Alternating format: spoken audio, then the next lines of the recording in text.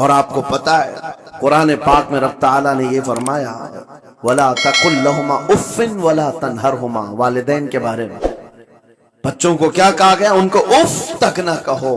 لیکن زبان جب کھلتی ہے نا، ماں باپ کے خلاف نوجوانوں کو ہم نے دیکھا ہے گالی گلوچ کرتے ہوئے اور اتنی بری باتیں کہتے ہوئے معاذ اللہ. عزیزان گرامی وقار، حضور نے تو یہ فرمایا جس نے پلٹ کر کے اپنے ماں اور باپ کو سخت لہجے میں بات کیا یا ان کی نافرمانی کی، حضور فرماتے میرا دل چاہتا ہے کہ اس کے گھر کو آگ لگا دوں، آگ لگا دوں.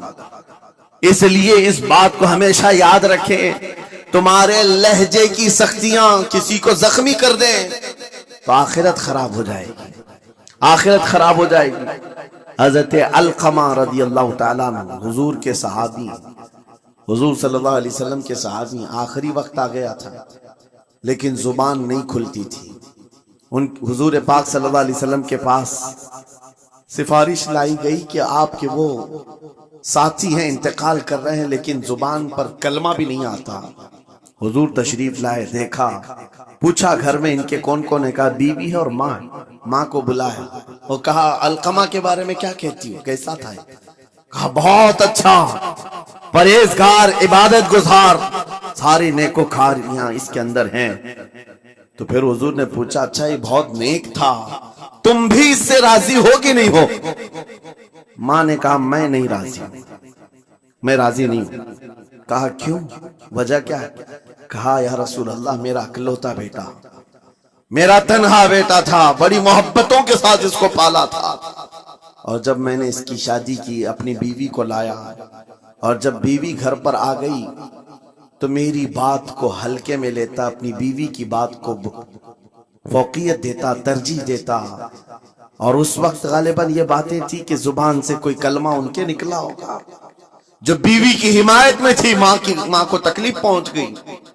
کہا میرا دل گوارا نہیں کرتا، میں اس سے راضی نہیں. باقی وہ بہت نیک بندہ ہے، بہت اچھا ہے.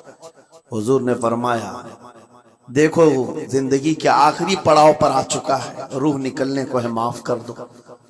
وہ بھی صحابیہ تھی، انہوں نے کہا آقا آپ کا حکم ہے یا مشورہ ہے؟ اگر حکم ہے تو پھر ماننا ہے. حضور نے فرمایا نہیں، حکم نہیں، مشورہ ہے. کہا مشورہ ہے تو پھر دل نہیں چاہتا، دل نہیں چاہتا. حضور نے فرمایا صحابہ سے کہ لکڑیاں جمع کرو، آگ لگاؤ اور انہیں اٹھاؤ، آگ میں ڈال دو. آگ دہکائی گئی تو ماں کی ظاہر سی بات ہے ممتا بے چین ہو گئی. کہا ان کو میرے سامنے آگ میں ڈالیں گے؟ کہا ہاں، اس سے بہتر ہے کہ وہاں جلے گا، یہاں جلے. وہ ماں کہتی آقا آپ گواہ ہو جائیں میں اپنے بیٹے کو معاف کرتی ہوں. ادھر معاف کیا، ان کی زبان پر کلمہ طیبہ جاری ہوا.